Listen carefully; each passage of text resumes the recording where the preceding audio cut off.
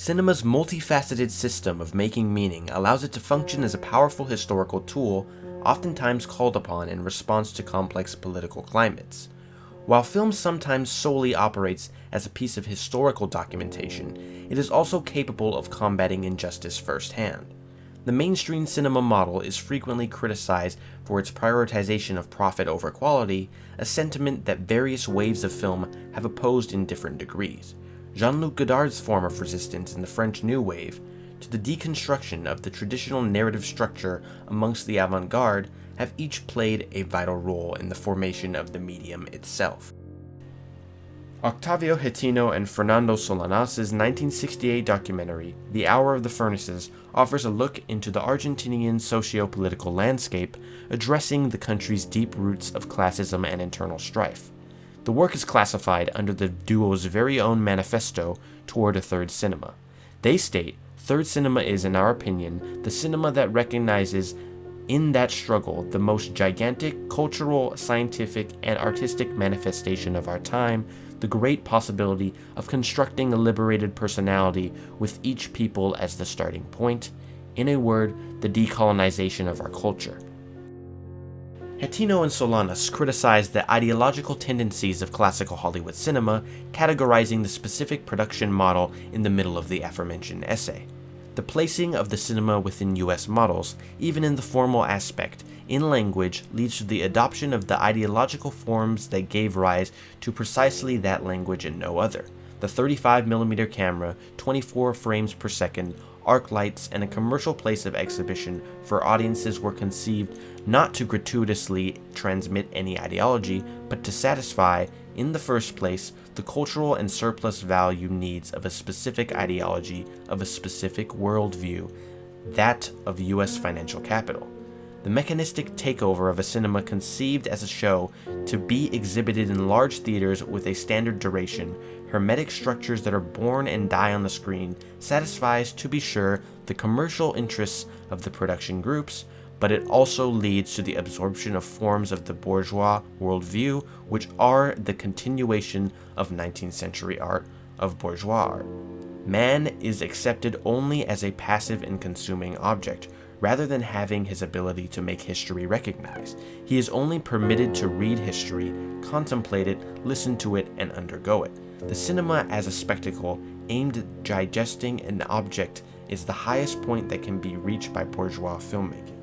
In a nutshell, third cinema aims to heighten one's political consciousness, reveal and confront injustices in all fronts of society exhibited by a power against a people, prompt reflection which allows the population to recognize the power they possess in order to enact change, and produce films that are representatives of the people as a whole while combating censorship and oppression. What happens when history itself becomes persecuted? Artists have the power to make meaning through strategies that exploit loopholes. I call this the weaponization of weaknesses, which a myriad of filmmakers use either willingly or inadvertently to turn their technical disadvantages into strengths. Asian filmmakers are often placed under intense scrutiny. We have this on both the domestic stage and international.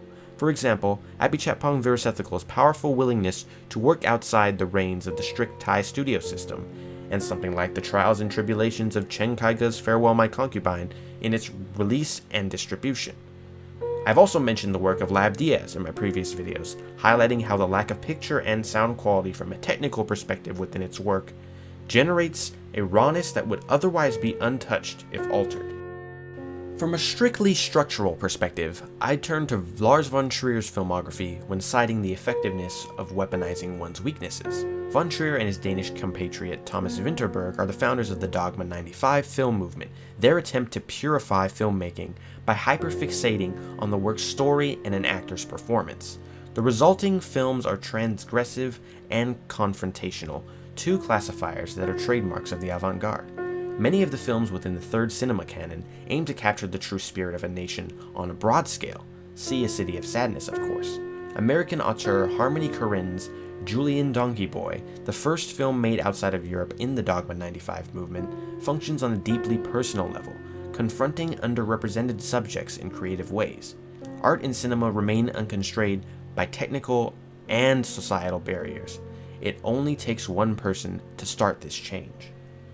Can cinema be used to combat repression through the power of storytelling? Can stories disguise meaning where non-fiction cannot? A tale of extremes unravels itself on the small island of Taiwan. Representation of the everyday to replenish the power of the human spirit. Taiwanese author Hou Hsiao-hsien fuels this notion within his early work. He takes no time to revel in exaggerated nostalgia. His 1985 film, The Time to Live and the Time to Die, uses the reliability of his own memory to craft the most realistic experience possible. Born in the Guangdong province of mainland China, Hou moved to Taiwan at an early age.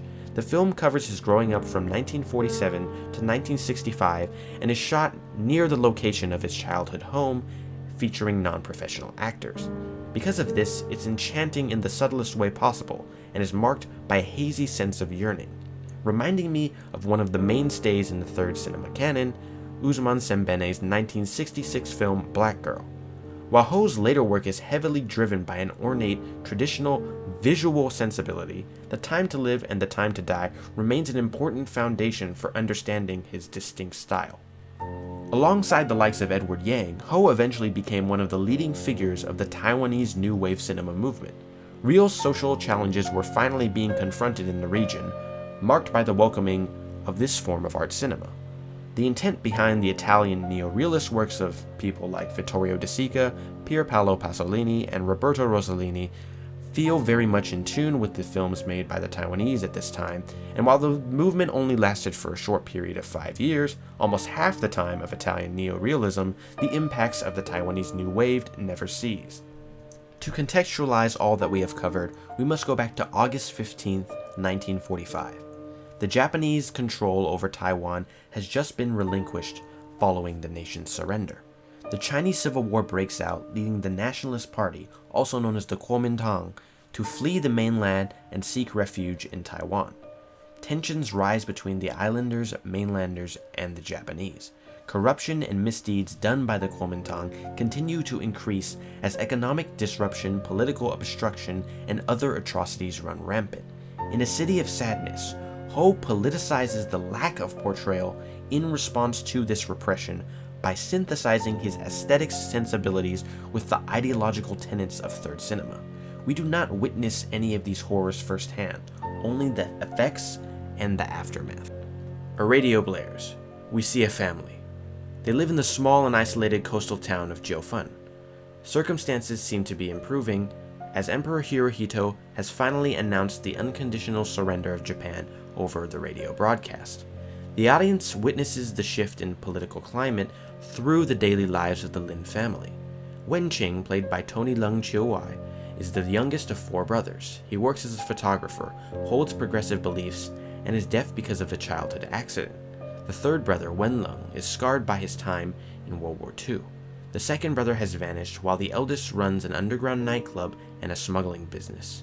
Our assumptions about these characters are reduced to inferences, and our gaze is limited to a stationary viewpoint. Overwhelming quiet mars the silence within every conversation. Intertitles of Wenqing's notes fill the void. Multiple characters and pieces of background information flood the plot, making it nearly incomprehensible, especially on a first viewing. This layer of confusion parallels that of the characters, providing immersion in a way completely separate from the causal links found within the usual functions of framing or cinematography. As the Kuomintang continues to abuse their power, each character is increasingly exposed to danger, either from the past or present. Wenlong, the third brother, is seen visibly distraught in the hospital, recovering from trauma. For example, a dinner scene teases the power of guided assimilation, but stops before voyeurism becomes an intrusion. This allows the viewer to become an omnipotent figure in the process, watching from afar, a concept that would otherwise be very common in another film, but here is never the case. Laura Mulvey's concept of the male gaze transforms itself into a political one here, spearheaded by a paranoia that manifests itself through the collective fear of governmental presence. The spectator is not a member of this dinner party, but an oppressive governmental entity. Because of this, we feel as if we are spying on the lives of these everyday citizens, in so preparing ourselves for what happens next. By not placing a cut between each person's sentence, the passage of time here has a higher level of significance, thereby creating a temporal divide between the characters and the audience. Be careful, this man is a reporter from the mainland. The subject changes. But to tell the truth, Governor Chen Yi is a bandit, and I don't trust the nationalist government. The group dismisses all talks of politics and returns to drinking. Setting a precedent that will remain poignant throughout the rest of the film, it becomes clear that revelations are made in between sentences, among the generative silence. While this notion is obviously present through the dialogue, Hou also opts to use Japanese master Yasujiro Ozu's technique of passageways to highlight movement. Rather than focusing on lateral movement, Hou highlights a juxtaposition between subject and setting. For instance, the calm vibrance of the city is shown after the table has their drinks, with the camera set up to emphasize the city's downward urban flow. Hou subverts the typical pattern recognition outlined in commercial film here in a third cinema-esque fashion. We expect to cut to another scene located in a different location, only for us to find Wenqing amidst the crowd until his downward gaze changes back to the dinner table. There is no logical temporal structure that can be consistently analyzed here. The audience is thrown in and out of various places, seemingly at random. In the three-act structure style of filmmaking, the establishing shot is often applied as a way of introducing a new location briefly or transitioning the story from scene to scene. However, Hou chooses to implement wide shots in scenes that place a heavy emphasis on dialogue, thwarting the closeness granted to the spectator when a conversation typically takes place on the screen. The common template of shot-reverse shot, accompanied by quick back-and-forth cuts, often implies that the viewer is the one being spoken to, providing a sense of immersion. This subliminal sense of superiority and influence belongs to us as much as the character. However, Hou does not conform to this convention, and instead provides us with long takes that show an entire group of people speaking amongst themselves, rarely opting to use any sort of camera movement. The two aforementioned techniques result in prolonged shots of landscapes, reminiscent of a mix in style between Sharon Lockhart and Marguerite Duras. Duras' 1981 film, Agatha and the Limitless Readings, falls under the branches of landscape cinema and the essay film. It consists of long stretches of non-diegetic dialogue between a brother and sister as they undergo the destruction of their incestuous relationship, respective memories, and spatial framework. A complete and utter dismantling of traditional cinematic grammar ensues through the transgressive inclinations of the essayistic, which is an amorphous contradictory classification in of itself, in both content and form, manages to captivate and disassociate at will. A City of Sadness operates with much of the same framework in mind, as the viewer is required to have a grasp on certain historical happenings in order to find causality in the thin narrative. While Hou disregards pattern recognition in framing and cinematography, he relies on pattern recognition in the landscape sense, since the events that unfold on screen are closely linked to the physical locations where each of the characters are associated with. In the hospital, the neon-tinged streets, where Wenqing works, individuals move accordingly to their respective fates. Representative of the larger situation as a whole, geography as a deterministic force establishes itself as a main motif. Hiromi and Hiro are two Japanese siblings with contrasting personalities. Hiromi's story is a testament to the pain of those left behind and forgotten, providing a valuable point of view through the experiences of Japanese women at this time. By highlighting a group that many would have thought to be safe from marginalization, a universal memory of those who are part of the nation but not of that nationality is unearthed. Societal strife is depicted through the contradictory predicaments that each character is placed under. Wenlong worked as an interpreter for the Japanese government under occupation, only later to be arrested for treason by the Kuomintang. Both sides of the law are against him here, forcing him to take up a life of crime after recovering from his trauma in the hospital for the first time. Gang violence is shown from a distance. The still nature of the environment is placed against the frenetic bursts of kinetic energy. Wenqing uses communication through written characters, a clever choice that Hou takes advantage of. Since Tony Leung was unable to speak any of the prominent languages featured in the film at the time, Wenqing's writing serves as a link between the events not shown on screen and the viewer's assumptions. Physical expression rather than dialogue is employed with the intent of revealing the widespread manifestation of pain that citizens like Wenqing go through. The audience sees this on display through the aftermath of Wenlung's torture and the constant sense of melancholy exhibited through everyone's facial expressions. There is no sense of spectacle here. The hazy cinematography and distant framing feature a common purpose: to distance the viewer from the events depicted on screen, forcing them to empathize above all else. Just as how Wenqing's family and friends are merely shaped by the governmental circumstances that blend over in their daily routines, the audience is never truly a part of the film. History is unfolding frame by frame in front of our eyes, and our mysterious journey mirrors that of the characters. There's nothing we can do, no narrative thread to latch onto. A little over halfway through the film, another radio broadcast blares, serving as a warning for what is to come. We listen to the radio broadcast here, but we do not listen to the history. That we must uncover ourselves. On the night of the 27th, during an investigation in Taipei, unfortunately someone was killed. I have already taken the matter into my own hands. The people who killed others during this incident have already been brought to court to be judged and punished. We have ordered medical attention for a woman with light wounds. I have asked for her to be treated and have given her money for the sake of her tranquility. We do not undergo history here, we recognize it. Harkening back to Hou's consistent use of landscapes, our memories are called upon to remember the once serene and peaceful state of the local hospital. It is now a nest of terror, one filled with screams and stretchers. People are wrongly arrested and beaten. Martial law is twice declared and lifted during this time. However, there are no direct depictions of the atrocities committed during this time. Small ellipses continue to occur seemingly at random.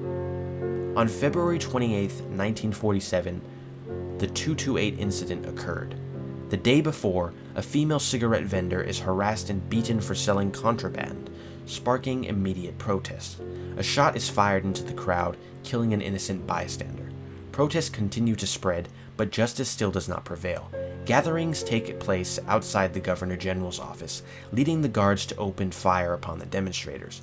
Widespread terror runs rampant through the island. Political leaders and intellectuals are targeted. 2 years later, Taiwan was placed under martial law, plunging the nation into a state of chaos and uncertainty that would last until 1987. A City of Sadness is the first film to directly address the events surrounding the 228 massacre, providing context for these 40 years after, known as the White Terror. Long-standing suppression surrounding the 228 incident, stemming from the refusal of its acknowledgement, is what generates much of the film's importance. How can a person supposedly speak for an entire nation? A lamentation for a tragedy that must never be forgotten, one that exists within the minds of its people when writing cannot serve its purpose. The impacts of the 228 incident impacting the characters' fates result in a cerebral and intimate experience driven by empathy rather than a need for objectivity. Universality and specificity work hand in hand to combat a commanding portrayal rooted in the idea of a singular truth within history. The Lin family and the rest of the characters are representative of imperceptible feelings. Just as how portrayal does not equal endorsement, choosing not to directly reenact the events for narrative cohesion never once feels that their impacts are being ignored. By focusing on the victims' stories, Hou allows the 228 incident to be memorialized. Jonathan Glazer's The Zone of Interest is antithetical to A City of Sadness in its perspective, but quite similar to its method of portrayal, or lack of it. While the former focuses on the lives of Nazis from their perspective in the Holocaust, the acts of evil are demonstrated largely through sound. Glazer deviates from the narrative structure established within Amos's novel, opting to focus solely on the agency of Hus and his family. Passageways are used to similar effect in both films, serving as a gateway to the past and present, both literally in the case of Glazer and metaphorically for Hou. Reassemblage and disassociation are both at play. It becomes difficult to discern the motive behind any supposed narrative structure of both films. Hou understands that the filmmaker and audience are limited in their understanding of history. The thousands of deaths caused by the 228 incident and White Terror should not be capitalized upon, but instead recognized and empathized with. It is impossible for an individual to speak for an entire people, but if a person can speak and share their story, another might be inspired to do so. Everybody knew about the 228 incident. Nobody would say anything, at least in public, but behind closed doors everyone was talking about it, especially in the Tongwai movement. The 228 incident was already known, so I was more interested in filming a time of transition and changes in the family during a change in regime.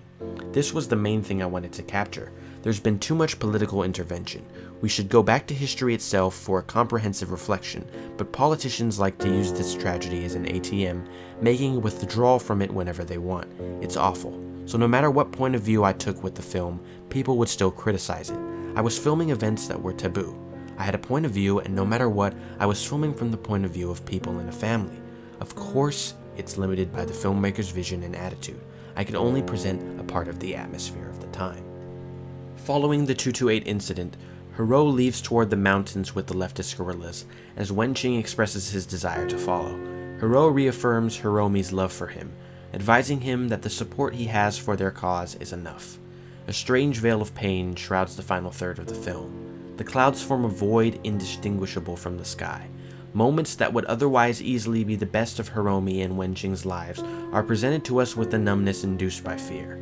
They are married and have a child, but the positive emotions that should appear with this love are overshadowed by this pain that seemingly has no discernible source. Wenqing is arrested and released, and once again apprehended by the KMT after discovering his involvement in Hou's group. As Wenqing sets up what very well may be the last photo of him taken with his family, the moving image freezes as another letter is read. People eat, and a light continues to flicker. We aren't sure what lies ahead, but hope is still intact. Wenqing has a home and a family to return to. When our voices fail, written characters take precedence. The remnants of struggle remain locked within the extensions of experiences. Pain manifests itself in ordinary institutions. Social malaise with no origin erupts and festers into a darkness. There is nothing to do but fight. Fight for the next generation, fight for tomorrow. Med Hondo's anti-colonialist films, Glauber Rocha's Cinema Novo, and Trinh T. Minh-ha's essayistic body of work. These are all examples of widely varying styles that all could be considered under the branch of third cinema. In the vein of trying to understand niche mode of filmmaking like the essay film, I believe that both third cinema and it should be achieved through self-assigned classification, unbounded by the constraints of a strict genre. Zero importance is placed on technical quality, and an emphasis on a reality not belonging to the collective, but composed of personal perspectives. These forms of cinema, although smaller in stature than their mainstream counterparts, work to give voices back to the voiceless, never once believing that what they provide is more than a part of perspective belonging to a whole. I consider A City of Sadness to be one of the most eloquent and moving pieces of cinema I've ever experienced, and despite its somber tone, it is an undoubtedly powerful ode to the perseverance of a people who had everything taken from them. By channeling a normal family struggle to survive, the audience observes an oblique style of directing prowess, representative of a memory resurfacing via our desire to communicate when the means to do so are limited. At its core, it is a humanistic work of art, one that channels the spirit of a nation through the channeling of individuals with their own perspectives, each important as the other. If you haven't seen the film, I highly encourage you to do so. Thank you very much for watching.